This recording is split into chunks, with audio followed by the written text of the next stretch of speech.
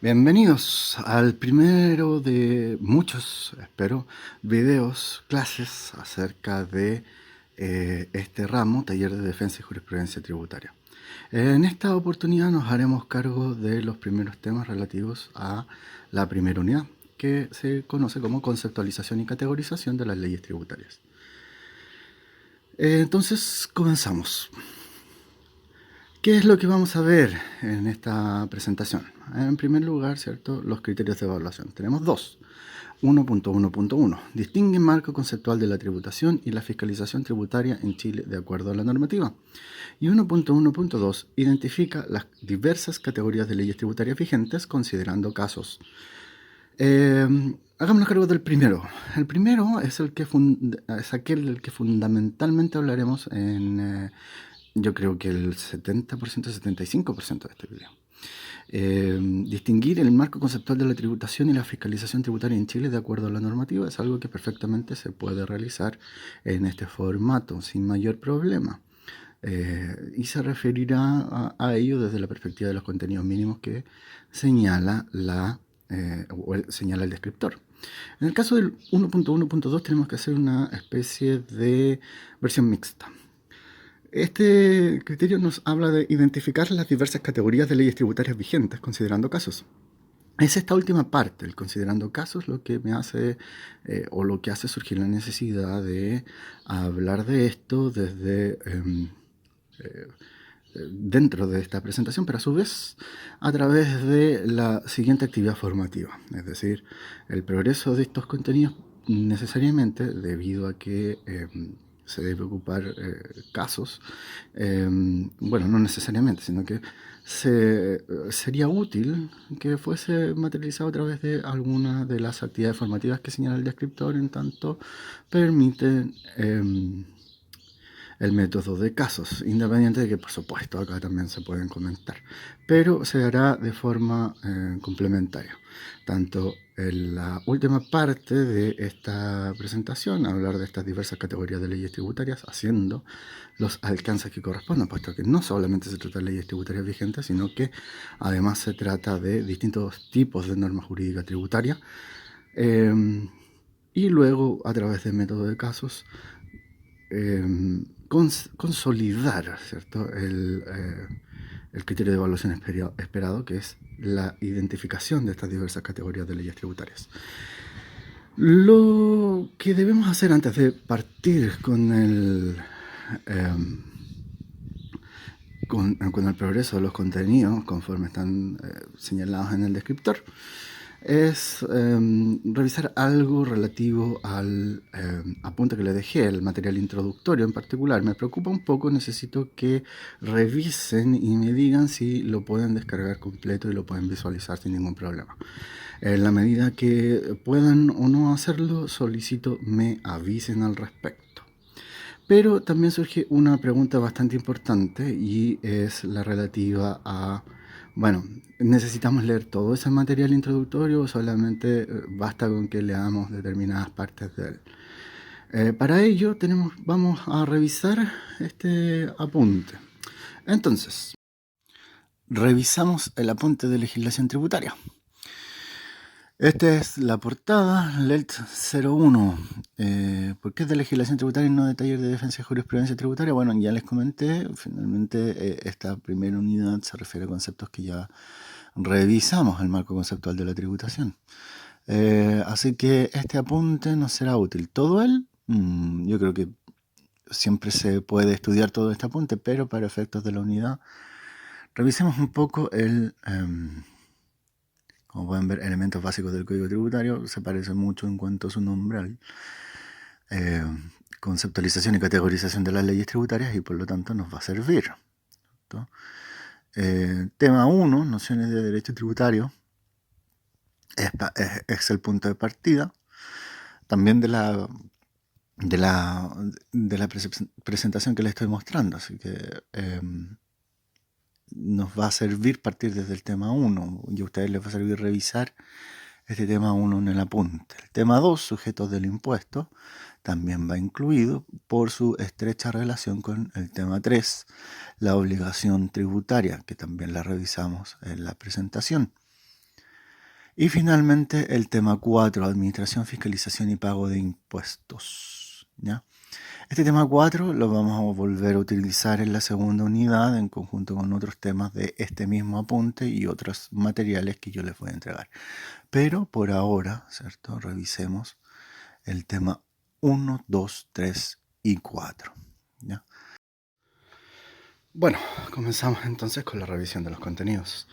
En primer lugar, la primera lámina consiste en esta figura, ¿cierto? En la cual pueden ver que hay tres conceptos: tributos, impuestos y potestad tributaria. Entre tributos e impuestos hay un signo. Este signo coincide con el símbolo para definir en matemáticas lo que es mayor que. En ese sentido, tributos es mayor que impuestos. Esto es porque, como les dije en su oportunidad, hay una relación de género-especie entre tributos e impuestos. Impuestos, ¿cierto?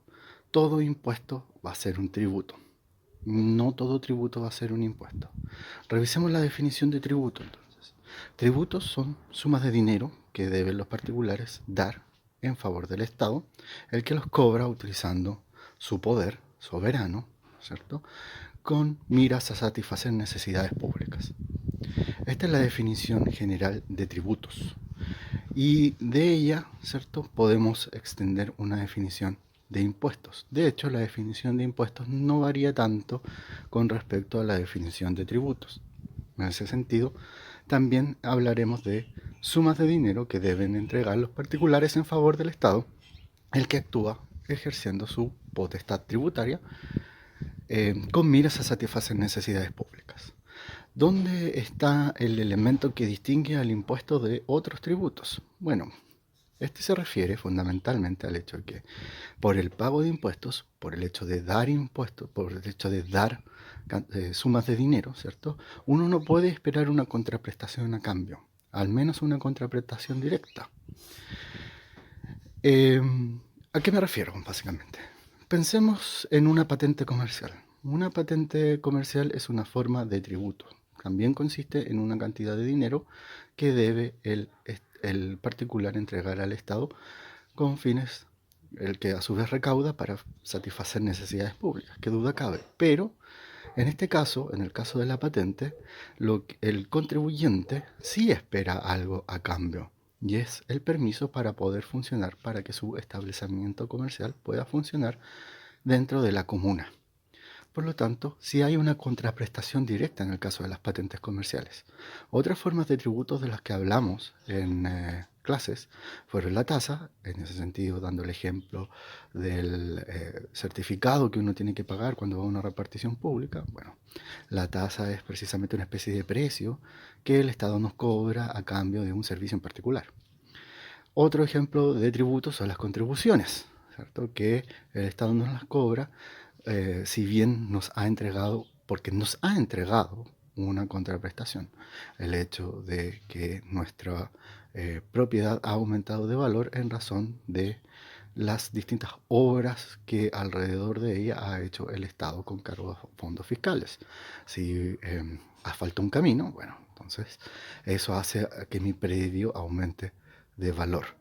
Y así con otras obras fiscales o financiadas por el fisco que aumentan el valor de mi propiedad. En razón de ello, ese aumento de valor es grabado a través de contribuciones. En el caso de los impuestos, no hay una contraprestación directa en favor del contribuyente por el hecho de haber pagado impuestos. No puede esperar un permiso para funcionar, no puede esperar que le entreguen un certificado ni nada por el estilo. El impuesto significa dar esta suma de dinero, pero a cambio obtener nada de forma directa. Por supuesto, en la satisfacción de necesidades públicas, el Estado va a ofrecer bienes y servicios de los cuales nos vamos a poder beneficiar. Un camino repavimentado o una ampliación de un camino nos va a servir a nosotros cuando vayamos, cuando ocupemos ese camino, sin lugar a dudas. Si tenemos una emergencia de salud, claro, en ese caso también nos va a servir los servicios que presta el Estado y que se financian con nuestros impuestos, porque vamos a poder recurrir a un hospital público. Si necesitamos educación, podemos recurrir a escuelas públicas y liceos públicos. En ese sentido, claro, el pago de impuestos no nos permite exigirle una contraprestación directa al Estado, que me den algo a mí. Pero sí significa que a través de la satisfacción de necesidades públicas yo voy a obtener algo a cambio, solamente que no es de forma directa. Y eso es lo que identifica el impuesto del resto de los tributos. El hecho de que no podemos exigir una contraprestación a cambio de la suma de dinero que le entregamos.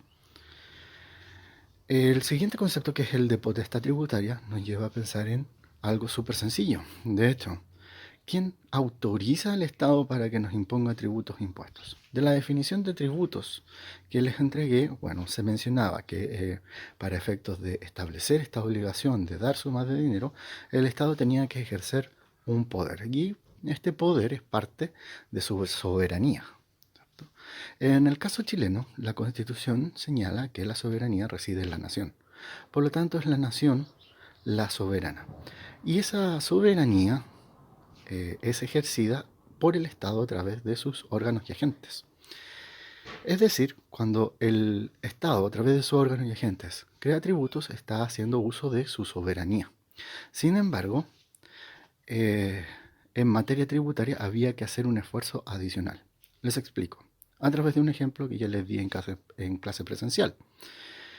Antes de la creación de las repúblicas, ¿cierto? Por ahí por el siglo XVIII-XIX, lo único que bastaba para justificar la creación de un tributo era la voluntad del monarca, ¿cierto? Sin importar el nombre que le diéramos.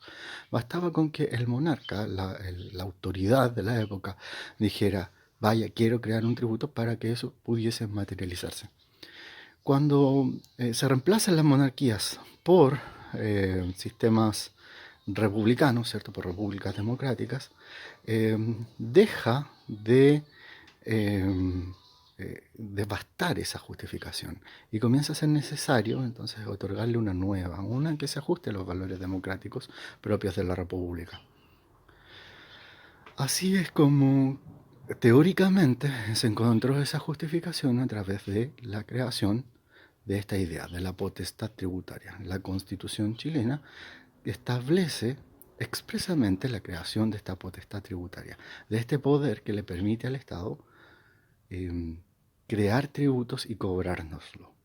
Pero surge una pregunta a continuación, que impide que en el ejercicio de esta potestad tributaria el Estado nos cobre estos tributos o imponga estos tributos de forma manifiestamente abusiva.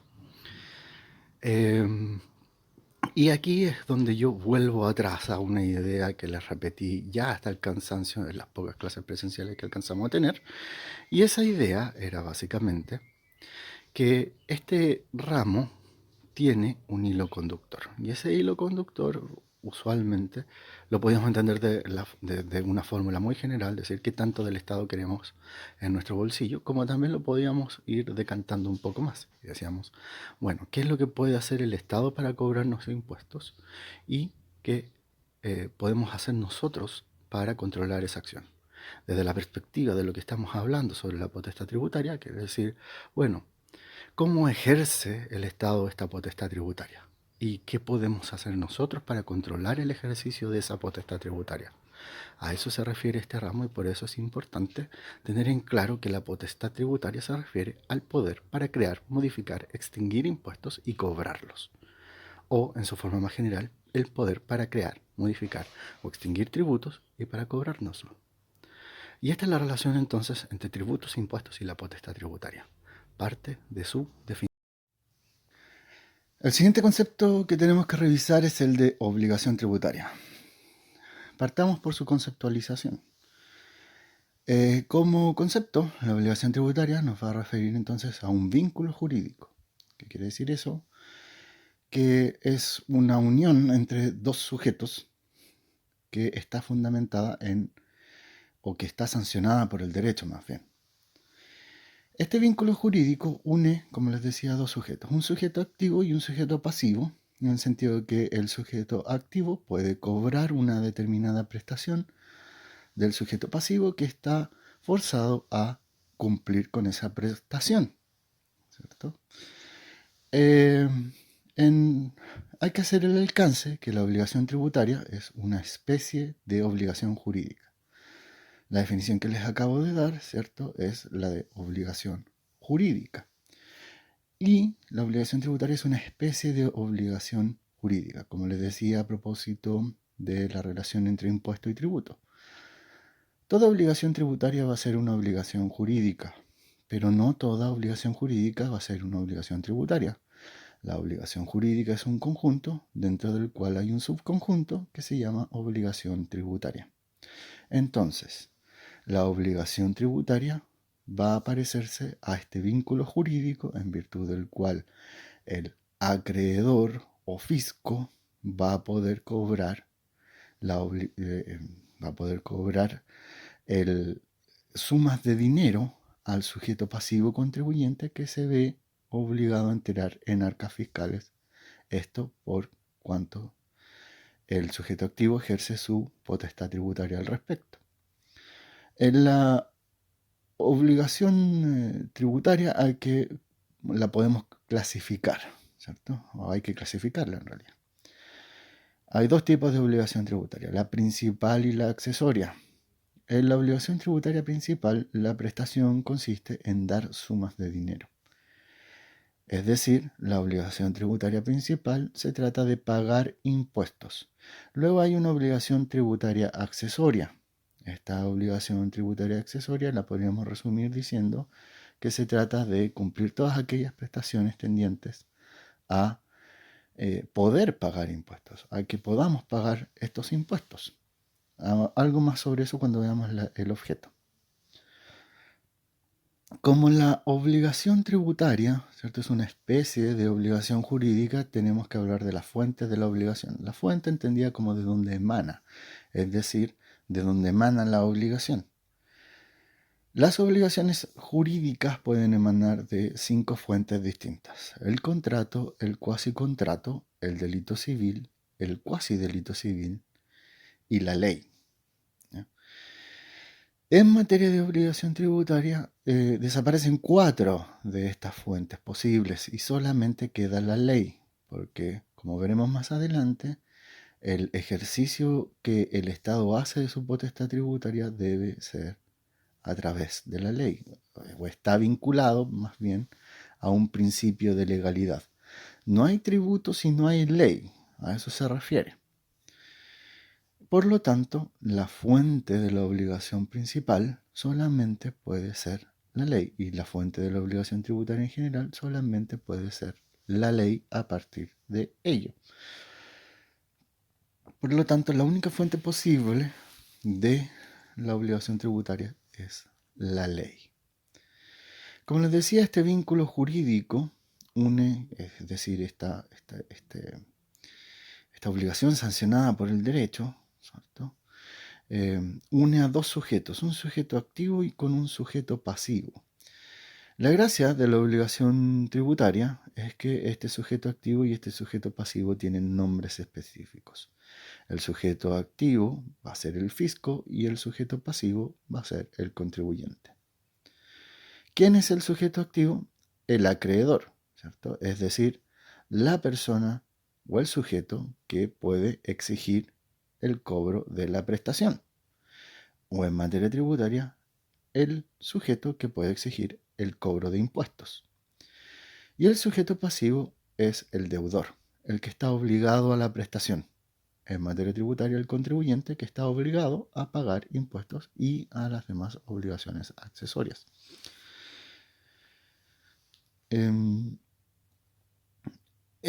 La otra característica importante de esto tiene que ver con lo que yo le decía a propósito de los impuestos, que no podíamos exigir una contraprestación a cambio.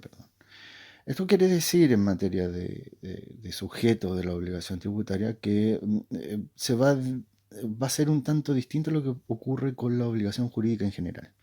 Tomemos, por ejemplo, nuevamente la obligación jurídica que nace a propósito del contrato de compra-venta.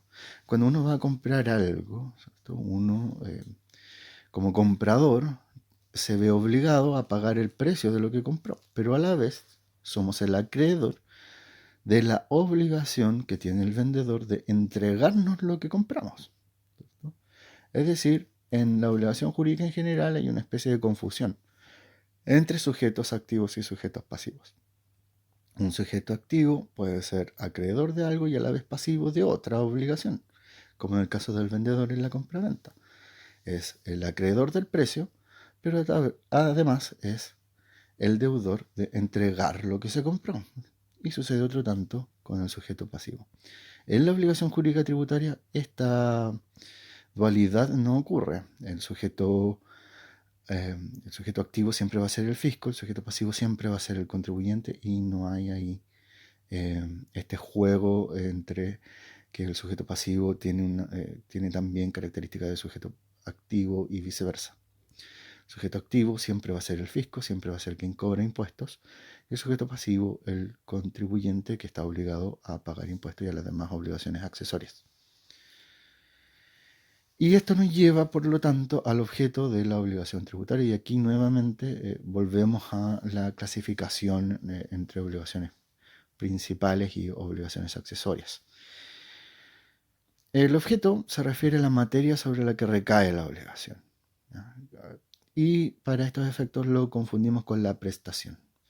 Hay tres tipos de prestación en materia de obligaciones jurídicas: dar, hacer o no hacer. Dar, entregar, ¿cierto?, algo. Hacer quiere decir hacer algo, no hacer, abstenerse, omitir, no hacer algo. En materia de la obligación principal, que es pagar el impuesto, tenemos que hay objeto único, es decir, pagar impuestos, dar sumas de dinero. Es el único objeto de la obligación tributaria principal, dar sumas de dinero. En cambio, en las obligaciones accesorias tenemos que la prestación, y por lo tanto el objeto de las obligaciones tributarias accesorias, puede ser hacer o no hacer. Hacer, como por ejemplo declarar, informar inicios de actividades, son cosas que corresponden al contribuyente hacer, por ejemplo. Y luego, estos primeros elementos, conceptos, la fuente de la obligación, los sujetos y el objeto están presentes en toda obligación jurídica, ¿cierto? Solamente que, debido a que se trata de una obligación tributaria, tienen características particulares. Pero hay ciertos elementos de la obligación jurídica tributaria que son más bien particulares de la misma. Por ejemplo, el hecho grabado. Si bien en la obligación jurídica en general siempre hay un supuesto a través de que hace nacer la obligación, ¿cierto? En la obligación jurídica tributaria, este supuesto es conocido como el hecho grabado y tiene características muy particulares que lo hacen un elemento propio de la obligación jurídica tributaria. No confundir cuando yo digo nacer la obligación con la fuente de la obligación. La fuente se refiere más bien a cómo se crea la obligación, ¿cierto? La ley crea tributos. Cuando hablo de hecho grabado, quiere decir que nace la obligación porque es en ese momento, cuando se produce el hecho grabado, que surge la obligación de pagar impuestos, ¿ya? La ley crea un impuesto, pero nosotros como sujetos o eventuales contribuyentes no estamos obligados a pagar todavía por el solo hecho de que se creó el impuesto, sino que cuando cumplimos con el hecho grabado, cuando se produce el hecho grabado, entonces nos vemos en la obligación de pagar impuestos. Ahí está la diferencia, es una sutileza, pero de todas formas, vuelvo sobre ella. La ley crea, modifica, extingue tributos o impuestos. Vamos a ocupar impuestos, ¿cierto? La ley crea el IVA, el impuesto al valor agregado o impuesto al consumo. Pero no por el hecho de que la ley lo cree, nosotros estamos obligados a pagar ese impuesto. Vamos a estar obligados a pagar ese impuesto cuando se cumpla el hecho grabado. Y eso quiere decir que básicamente que seamos vendedores y realicemos una venta, en el ejemplo del IVA. Si somos vendedores y realizamos una venta, bueno, entonces vamos a estar obligados a pagar IVA. Y de ahí surge la idea de hecho grabado, ¿cierto? Como un supuesto de hechos que, de cumplirse, hacen o generan la obligación o hacen nacer la obligación. En el caso del IVA, entonces, realizamos una venta, somos vendedores habituales, es decir, nos dedicamos a las ventas. y realizamos una de estas ventas. Entonces, eso es el hecho grabado básico de ventas, ¿cierto? Luego viene la base imponible, y la forma más expresa de entender la base imponible es indicarla como el hecho grabado pero cuantificado. Es decir, el hecho grabado, las ventas en el ejemplo del IVA, ¿cierto? Pero en cantidad. Es decir, cuánto vendí, cuánto suman esas operaciones, cuánto suman esas ventas. Eso viene a ser la base imponible.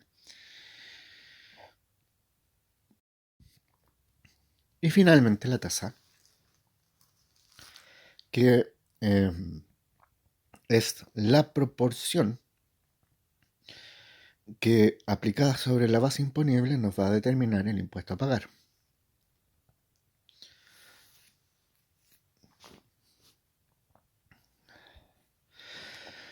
Entonces tenemos una obligación jurídica una obligación jurídica tributaria que podría expresarse conforme a esta figura, que esta es una figura tomada del apunto. Que vemos una relación jurídica entre dos sujetos, un sujeto activo y un sujeto pasivo. ¿Cierto? El sujeto activo, como ya lo decíamos, es el acreedor en términos generales y el sujeto pasivo el deudor. En la obligación jurídica tributaria, este sujeto activo acreedor va a ser el Estado, el fisco y otros entes públicos. Por ejemplo, un ejemplo de otro ente público, ¿cierto?, que cobra tributos es la municipalidad respecto de las patentes comerciales, por ejemplo. Y luego, por el otro lado, tenemos un sujeto pasivo, que es el deudor, y que en este caso es el contribuyente y quien se ve obligado a cumplir con la prestación, ya sea la prestación de la obligación jurídica tributaria principal, pagar impuestos, o la obligación jurídica tributaria accesoria, llenar formularios, realizar declaraciones, informar al Servicio de Impuestos Internos, inicio de actividades, algún cambio fundamental en la forma de operar, o bien el cese de las operaciones. Otra forma de analizar esta obligación tributaria es a través de las etapas, desde que se crea hasta que se extingue una obligación tributaria, las distintas etapas que ocurren entre esos dos momentos. Para ello vamos a tomar el ejemplo del IVA. En el IVA, en el impuesto a las ventas y servicios, se pueden distinguir estas distintas etapas de forma bastante clara. Y por eso vamos a tomar este ejemplo y vamos a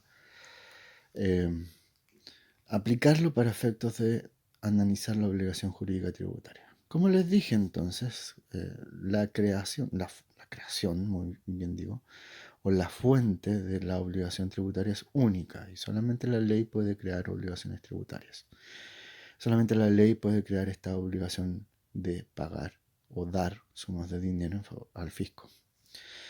Y en el caso del IVA lo hace el decreto ley 825, ¿ya?, de 1975, perdón.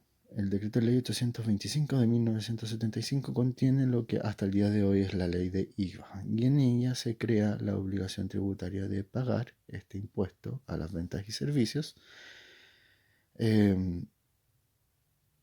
y los casos en los cuales corresponde pagar. Luego viene el nacimiento de la obligación tributaria, ¿cierto? La ley crea el IVA, pero eso no significa, como les decía hace un rato atrás, que estemos obligados a pagar IVA. O por el solo hecho de que se crea el tributo estemos obligados a pagar IVA. Una obligación tributaria va a nacer si cumplimos el hecho grabado, ¿cierto? Este supuesto de hechos que está descrito en la ley que de verificarse en la realidad hacen nacer la obligación de pagar el tributo. En materia de IVA, entonces, tendríamos que remitirnos al artículo 2 del decreto ley 825 para efectos de ver en qué momento se nace esta obligación.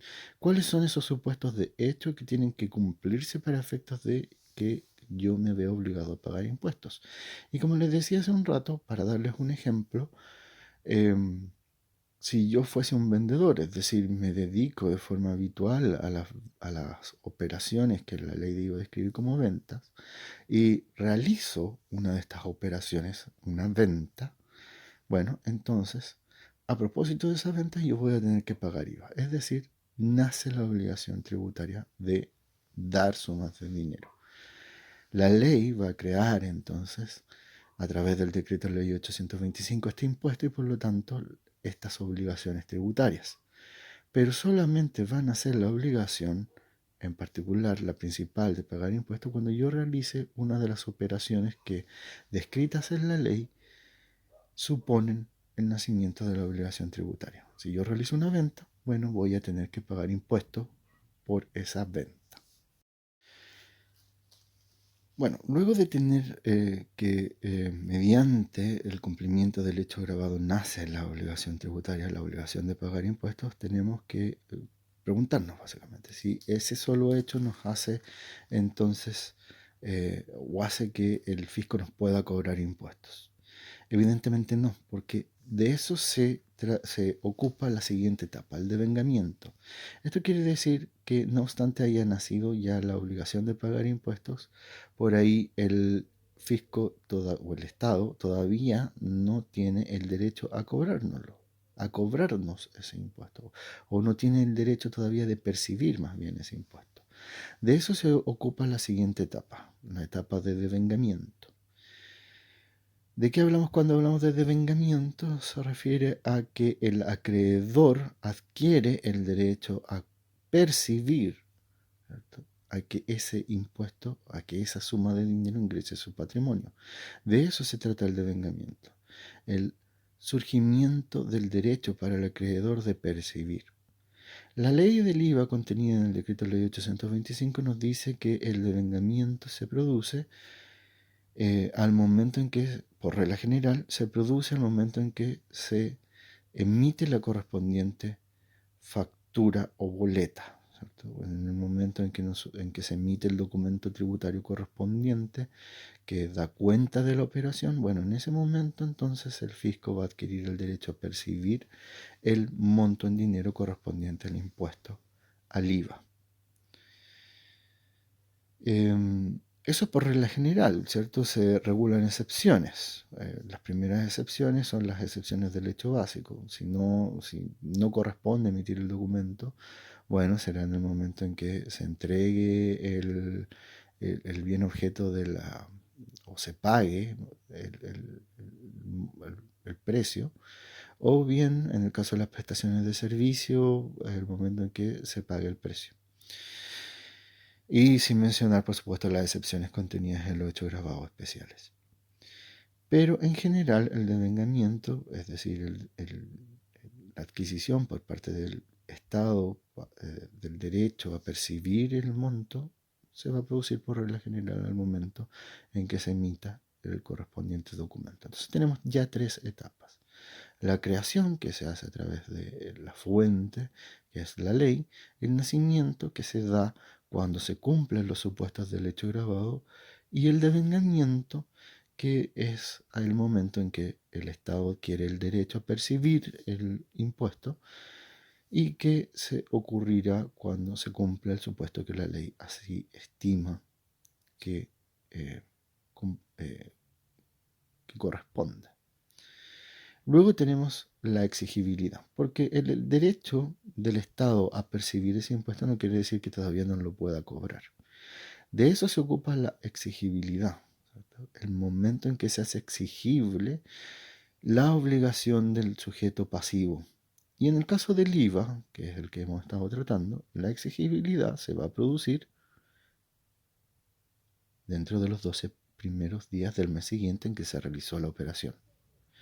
En ese momento, ¿cierto?, la ley prescribe que tenemos que declarar y pagar. En ese momento es cuando el fisco adquiere el derecho a exigir el pago del impuesto correspondiente. Luego, naturalmente, tenemos que seguir con la extinción de la obligación tributaria. como obligación jurídica, ¿qué es? La obligación tributaria se extingue a través de lo que la ley regula, son los modos de extinguir obligaciones. Pero como es una obligación jurídica con características muy especiales, no todos los modos de extinguir las obligaciones que regula el Código Civil son aplicables a esta obligación jurídica en particular. O, en su caso, ¿cierto? Cuando son aplicables a esta obligación jurídica, se aplican con algún tipo de diferencias. En este caso nos vamos a ocupar de 4 de estos modos posibles para extinguir obligaciones jurídicas, en particular la obligación jurídica tributaria. El primero es el pago. El pago es el cumplimiento de lo debido, es decir, y es la forma natural a través de la cual se extinguen obligaciones jurídicas y no existe en realidad ninguna diferencia con la obligación jurídica tributaria. Si se trata de dar sumas de dinero, bueno, mediante entregar dichas sumas de dinero, cuando se dan esas sumas de dinero, bueno, se extingue la obligación tributaria. Algo más de complejidad uno podría pensar existe en la compensación como modo de extinguir obligaciones tributarias. Primero, volver atrás un poco, en el sentido de decir, de recordar que en materia de obligación tributaria no hay una confusión entre que un sujeto activo sea capaz de cobrar, pero además sea pasivo de una contraprestación. No hay por regla general contraprestaciones aquí en materia de obligaciones tributarias. Por lo tanto, cuando hablamos de compensación, no estamos hablando de esa figura. ¿De qué hablamos? Existe una obligación de la cual el contribuyente es deudor, ¿cierto? Esta obligación está cuantificada de determinada forma, consiste en X, por decirlo así. Pero a su vez, este contribuyente, ya no como obligación tributaria, sino como otro tipo de obligación, es acreedor del fisco. Puede ser con motivos del cumplimiento de obligaciones tributarias, como por ejemplo, pague más tributo de lo que debería, ¿cierto? Un mes determinado, pague más IVA del que me correspondía y queda un monto, un crédito, por decirlo así, que se compensa con mi deuda del próximo periodo, ¿cierto? La compensación, en cuanto a un modo de extinguir obligaciones jurídicas en general, se refiere a que existen obligaciones jurídicas líquidas actualmente exigibles que contrarias, es decir, que respecto a la cual uno es deudor y respecto a la otra es acreedor. Es decir, yo tengo una obligación de la cual soy deudor contra determinada persona, pero a su vez tengo otra obligación aparte en la cual soy acreedor de esa misma persona. Bueno, la juntamos y compensamos. Además está decir que este modo de extinguir las obligaciones extinguirá solo hasta el monto en que pueda extinguirse. Es decir, que si existe un saldo, bueno, respecto de ese saldo no se ha extinguido aún la obligación tributaria. El tercer modo de extinguir obligaciones tributarias de los cuales nos vamos a ocupar en esta oportunidad es la remisión. La remisión quiere decir condonación. Se perdona el pago de la deuda.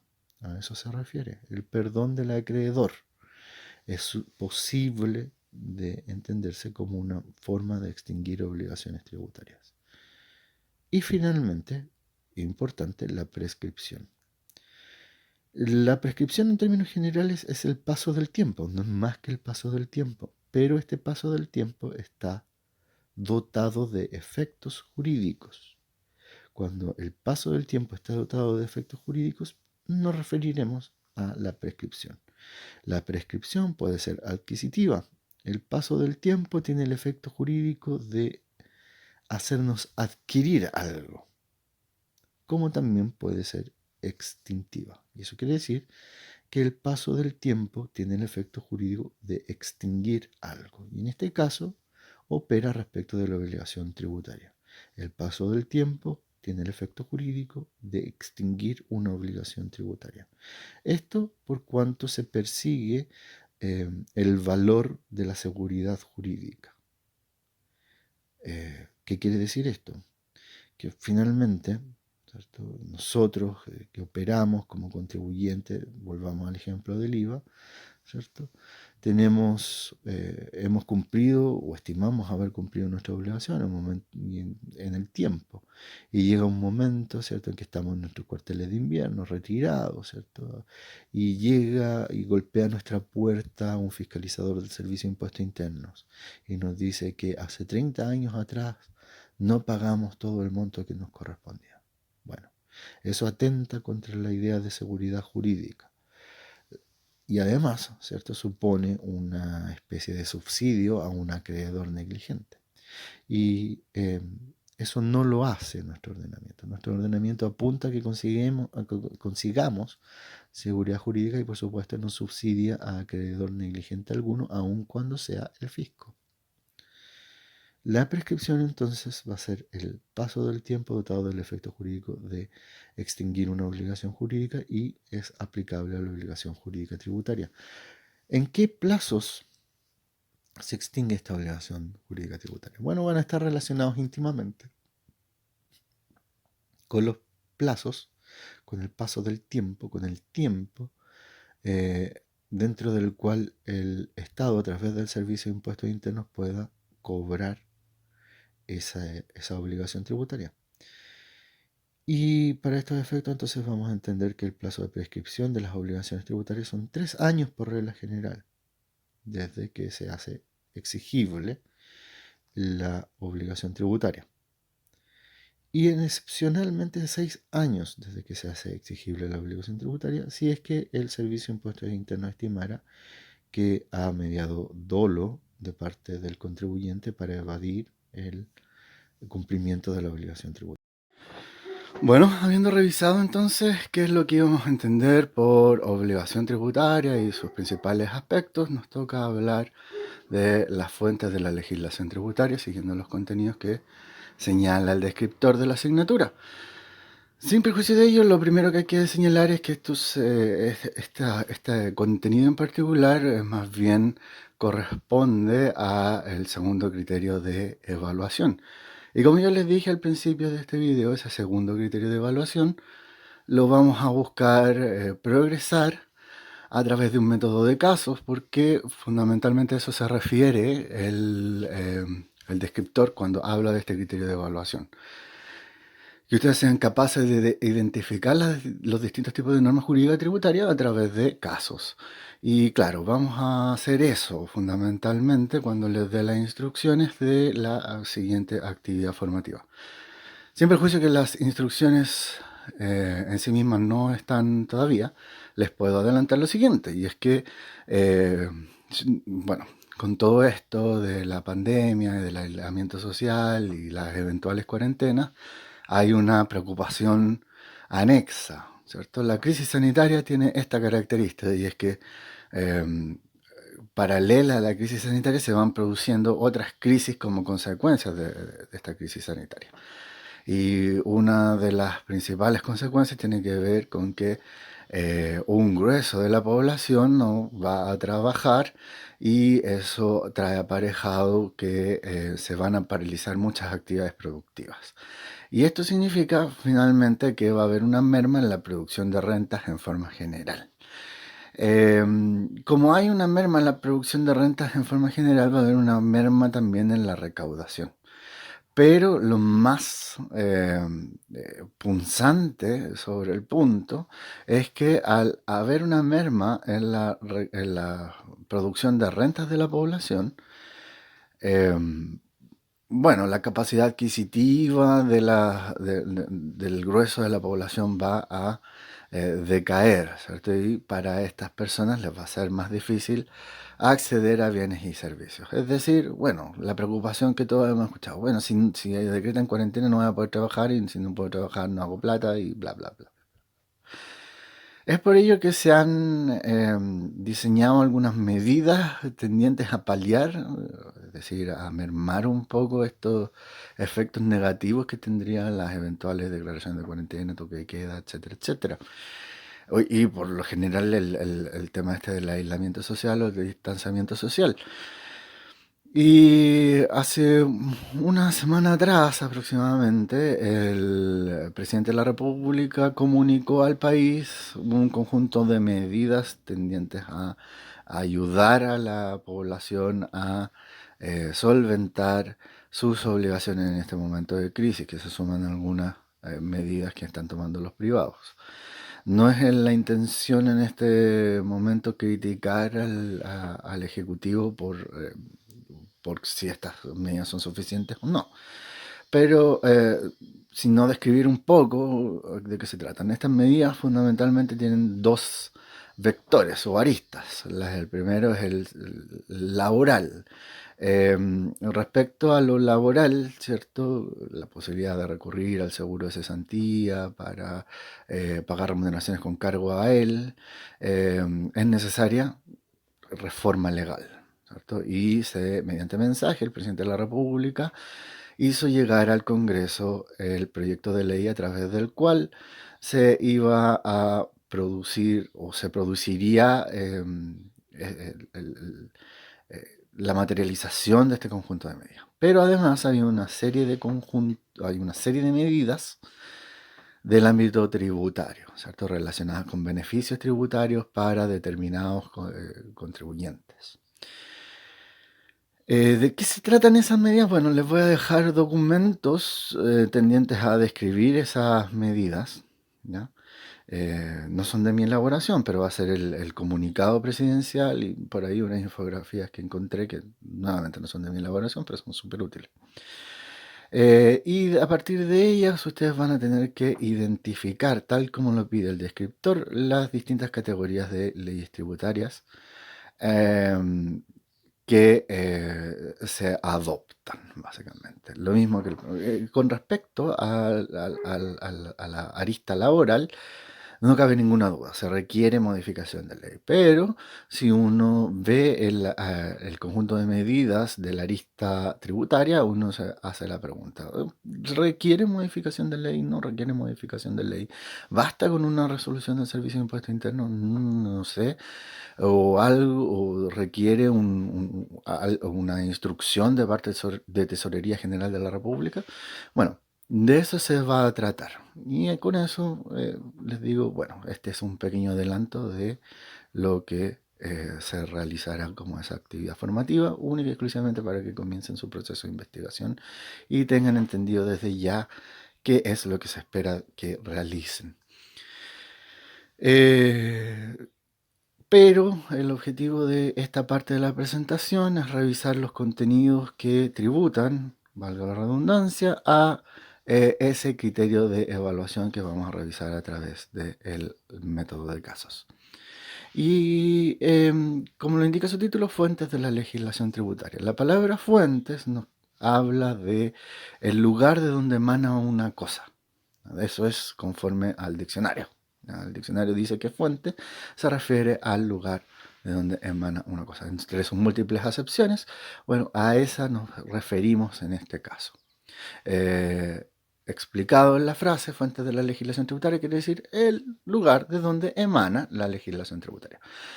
Y por supuesto nos tenemos que referir a qué es lo que significa legislación tributaria. Este es uno de los conceptos con los cuales se inicia precisamente el ramo del mismo nombre.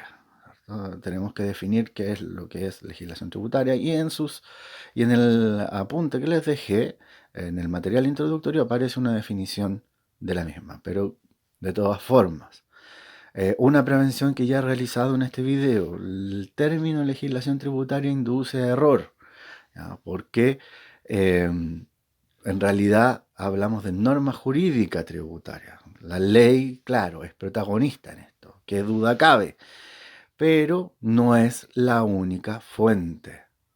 No es el único lugar de donde emana esta legislación tributaria.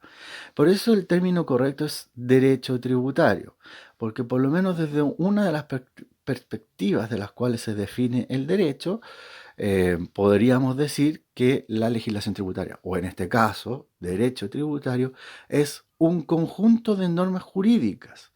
¿Y qué hace ese conjunto de normas jurídicas?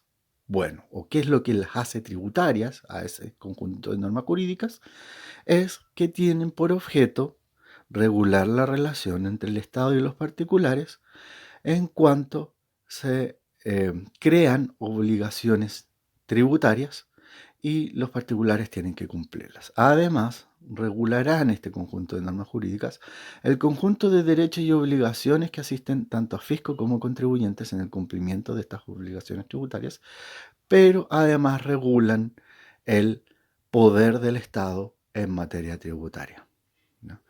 A partir de ahí, nosotros podemos elaborar definitivamente este conjunto, perdón, esta definición de derecho tributario como un conjunto de normas jurídicas que tienen por objeto regular la relación entre contribuyente y fisco para efectos de la creación, modificación o extinción de tributos y la regulación de los derechos y obligaciones que permiten el cumplimiento de las obligaciones tributarias. ¿De dónde emana finalmente entonces este derecho tributario? O, en el sentido que le estoy comentando, ¿dónde vamos a encontrar estas normas jurídicas tributarias? Primero, en la Constitución. La Constitución contiene norma jurídica tributaria y ya hemos hablado de ella. La primera norma jurídica tributaria que está contenida en la Constitución es el principio de legalidad.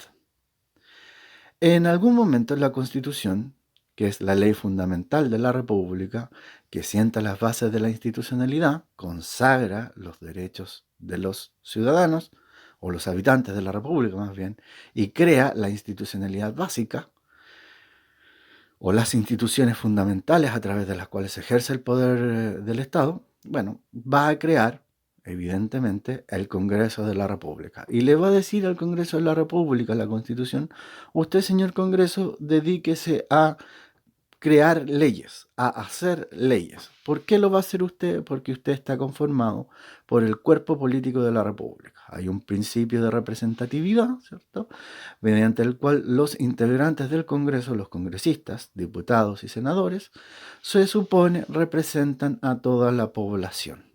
Y en virtud de ello, su discusión y el producto de su discusión va a ser la ley. Entonces usted se va a dedicar a hacer la ley y de esa forma nos aseguramos que las cosas que son ley surgen del consenso de la población a través de una serie de ficciones, como por ejemplo el principio de representación o representatividad.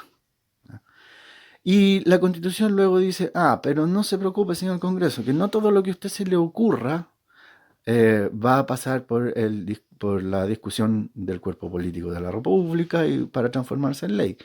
Única y exclusivamente van a ser materia de ley las cosas que yo le indico.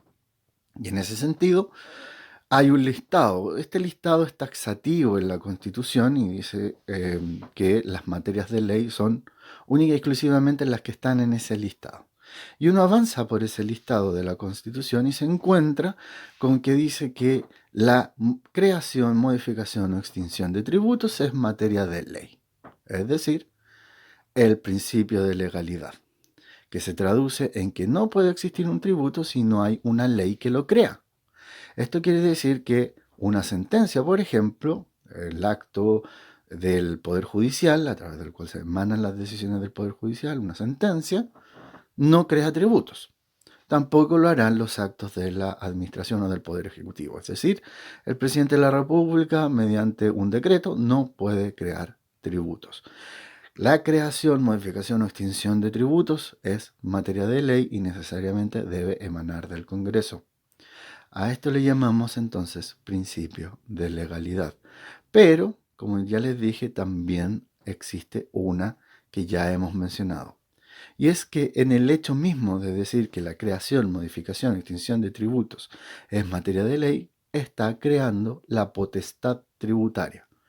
En el acto constituyente, nosotros como nación soberana le entregamos a través de la Constitución al Estado el poder para crear, modificar o extinguir tributos.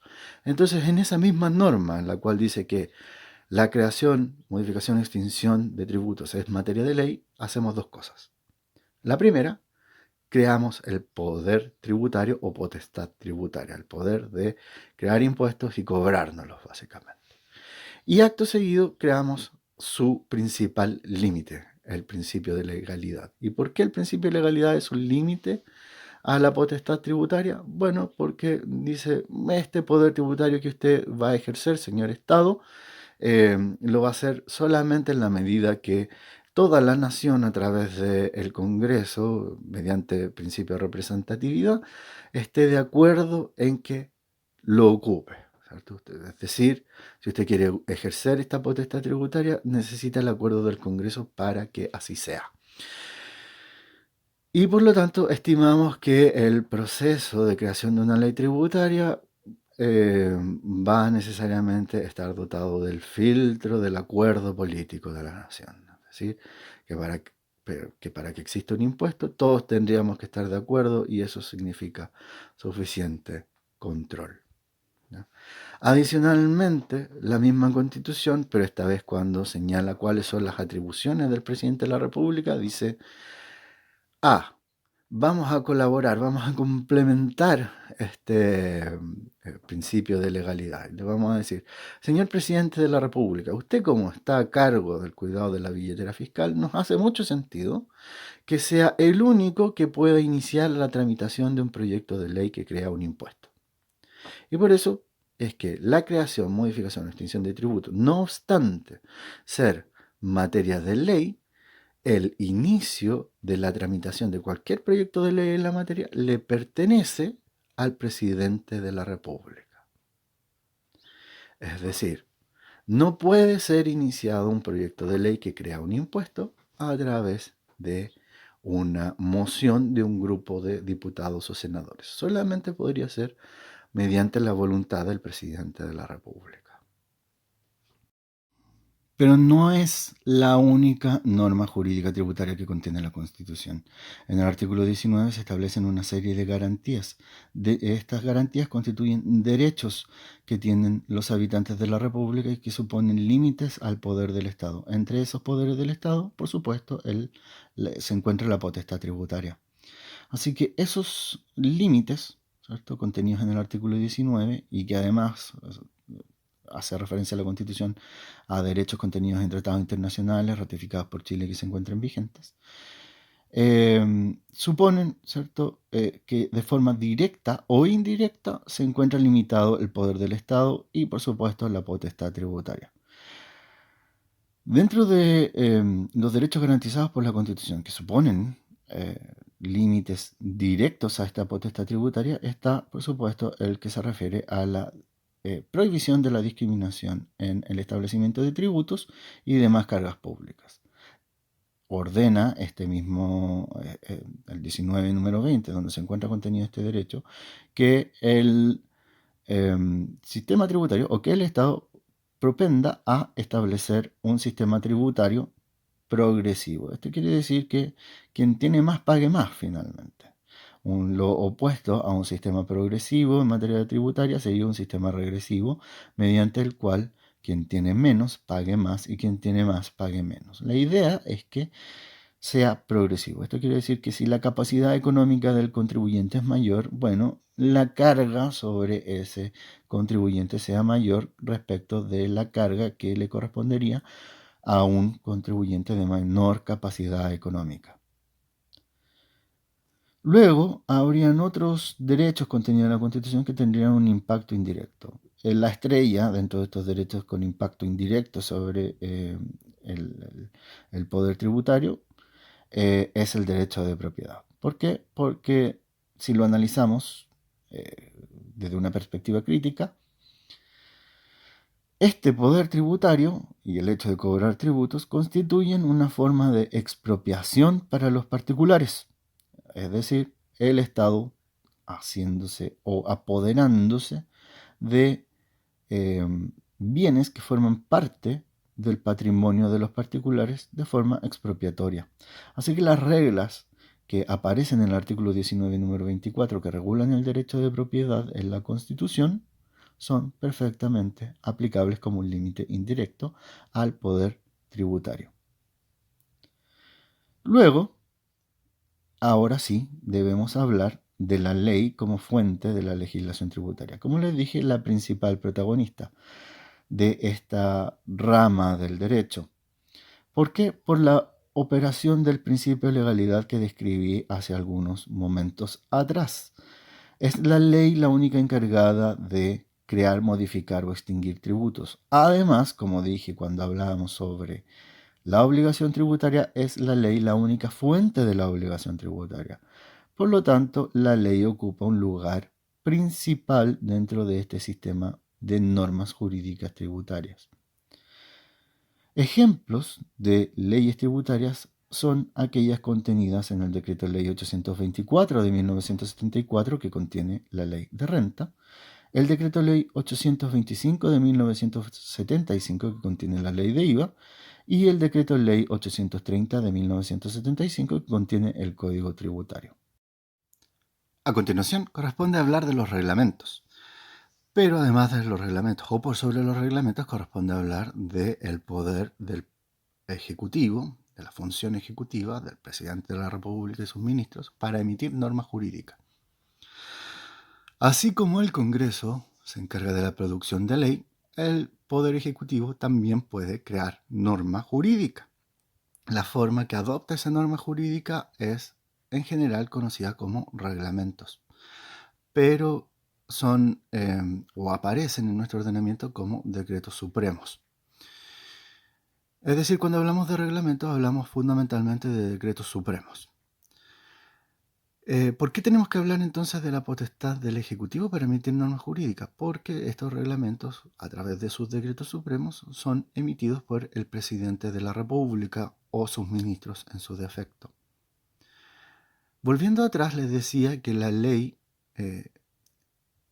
o que el Congreso más bien, era mandatado por la Constitución para crear leyes sobre un número taxativo de materias, no sobre lo que se le ocurriera, sino que sobre lo que la Constitución le indicaba que era materia de ley. ¿Qué pasa entonces con esas otras materias que están fuera de ese listado? Pues el Poder Ejecutivo perfectamente podría regular sobre esas materias que están fuera del listado de materias de ley mediante decretos supremos. A eso le llamamos potestad reglamentaria.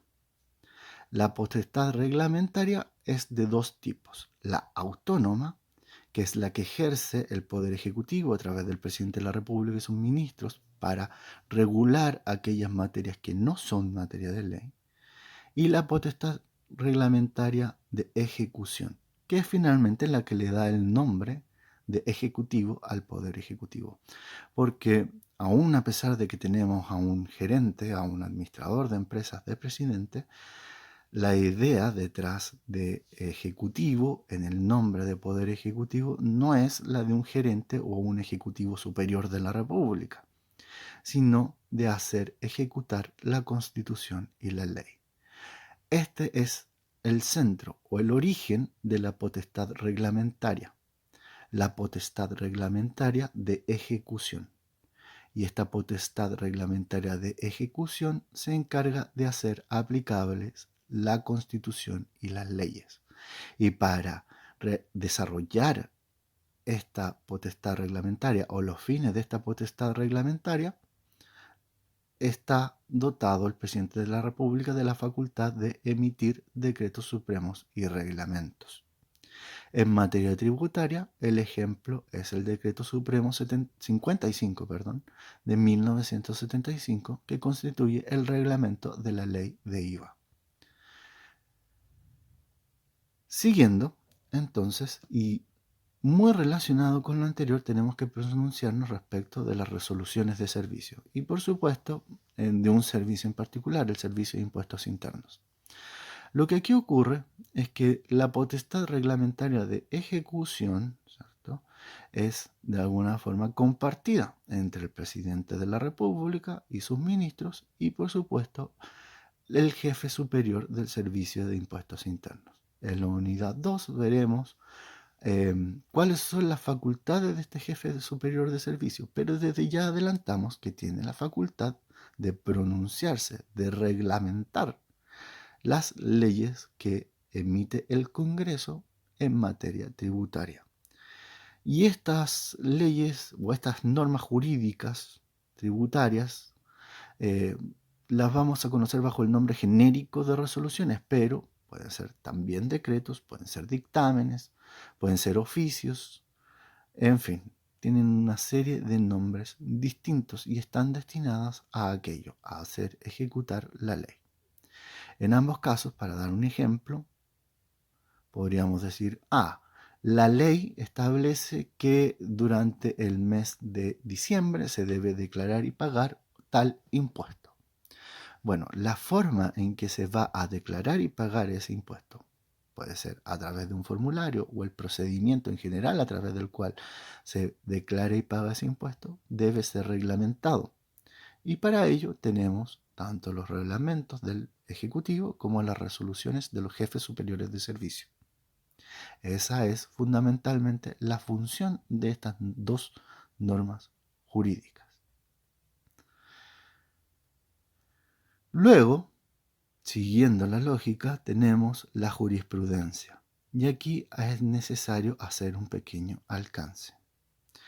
La jurisprudencia se refiere, por lo general, a la norma jurídica que emite el Poder Judicial. Esta jurisprudencia emana de la facultad de jurisdicción del Estado y la Constitución señala que la jurisdicción es ejercida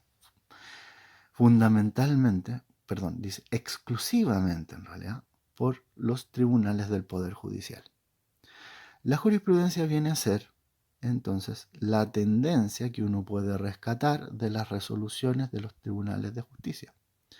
Pero hay ciertas áreas o ciertas materias en que no solamente los tribunales de justicia emiten sentencias o resoluciones, también lo hacen los jefes superiores de servicio, como ocurre en el caso de la jurisprudencia administrativa de la Dirección del Trabajo y la jurisprudencia administrativa del Servicio de Impuestos Internos. ¿Dónde vamos a encontrar la diferencia entre la resolución como una fuente autónoma, parte de la potestad reglamentaria, y la resolución como parte de la jurisprudencia? Bueno, en los efectos de esa resolución del jefe de servicio.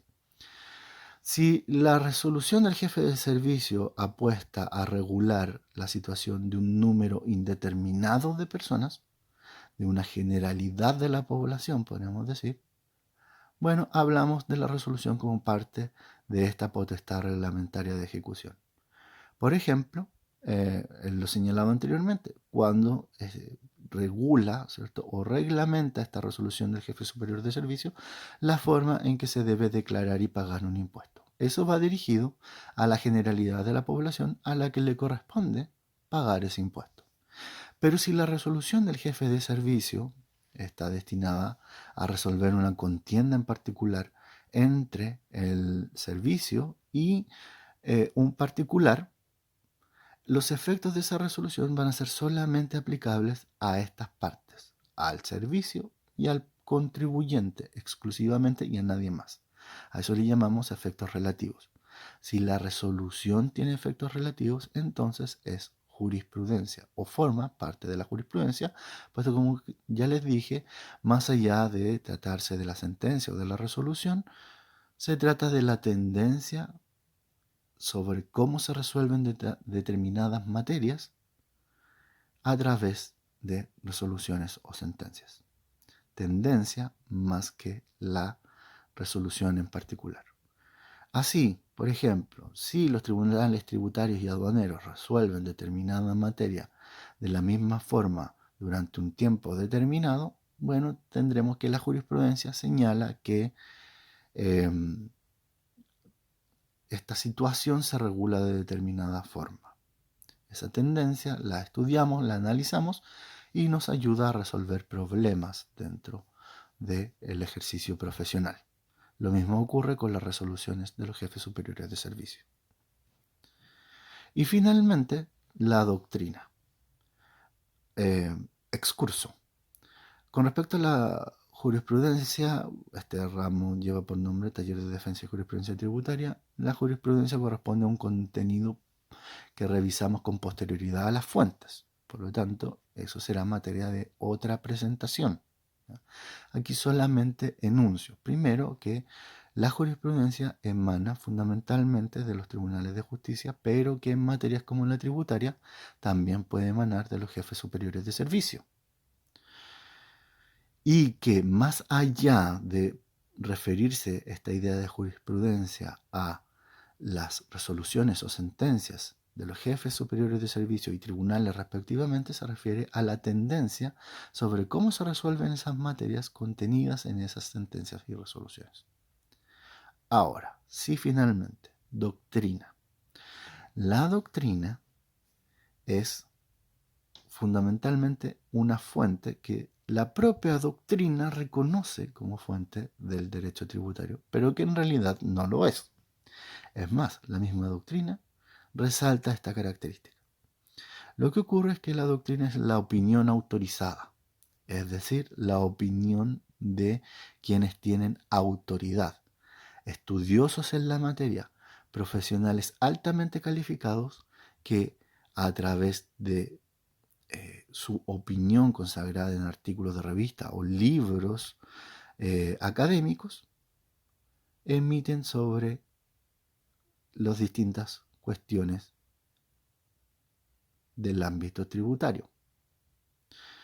Esto evidentemente no puede ser considerada norma jurídica tributaria, puesto que carece de un elemento esencial de la norma jurídica, el cual es ser susceptible de ser impuesta por la fuerza en caso de incumplimiento. No podríamos sostener que podemos imponer por la fuerza algo que señale la doctrina. La doctrina es solamente la opinión académica de personas con un nivel elevado de autoridad en la materia. Autoridad entendida como el conocimiento del ámbito profesional, disciplinar, académico en cuestión. ¿Por qué se considera como fuente entonces? ¿O por qué la misma doctrina dice que la doctrina es fuente del derecho tributario o la legislación tributaria? Bueno, pues porque estos académicos de alta autoridad suelen ser convocados por el Congreso para dar su opinión sobre los distintos proyectos de ley que se encuentran en tramitación en ese momento. Es decir, a través de su opinión pueden influir en el proceso de formación de ley.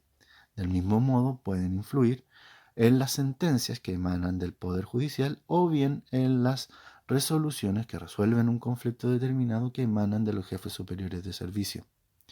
Es decir, la doctrina puede no obligar, como sí lo obligan las normas jurídicas, pero su influencia en la producción de las normas jurídicas la elevan a la calidad de fuente de la legislación tributaria. ¿Cómo podemos clasificar las fuentes de la legislación tributaria? Bueno, hay dos criterios de clasificación. El primero es uno que divide entre si esta norma jurídica está contenida o no en un texto. Y así hablamos de las fuentes positivas y de las fuentes racionales. Las fuentes positivas son aquellas que se encontrarán positivizadas, es decir, se encontrarán contenidas en un texto determinado, así como la Constitución, las leyes, los reglamentos y las resoluciones de servicio en cuanto sean fruto de la potestad ejecutiva reglamentaria. Se encuentran en un texto y pueden ser consultadas por nosotros. De otra forma, las fuentes racionales son aquellas que no se encuentran contenidas en un texto determinado. Y por supuesto, en ese sentido, hablamos de la jurisprudencia, tanto judicial como administrativa. Puesto, no obstante, uno poder consultar el texto de una sentencia o el texto de una resolución que resuelve un conflicto entre el Estado y un particular, la verdad es que la jurisprudencia obedece más bien a la tendencia a sobre cómo se resuelven los conflictos en materia jurídica tributaria. Por lo tanto, al ser la tendencia, esta no está contenida en un texto particular y es fruto del análisis que haga el operador en cuestión.